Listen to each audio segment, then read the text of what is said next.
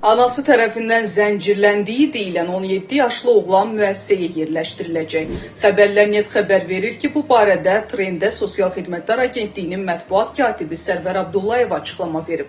Onun sözlərinə görə çətin həyat şəraiti ilə qarşılaşan 17 yaşlı oğlanla bağlı məlumat daxil olan kimi Əmək və Əhalinin Sosial Müdafiəsi Nazirliyinin tabeliyində Sosial Xidmətlər Agentliyinin əməkdaşları prosesə cəlb olunub. Yeniyetmənin mövcud vəziyyəti qiymətləndirilib. Aidiyyatı qurumlar koordinasiyalı şəkildə iş aparılıb və oğlan müvafiq səhiyyə müəssisəsinə yerləşdirilib.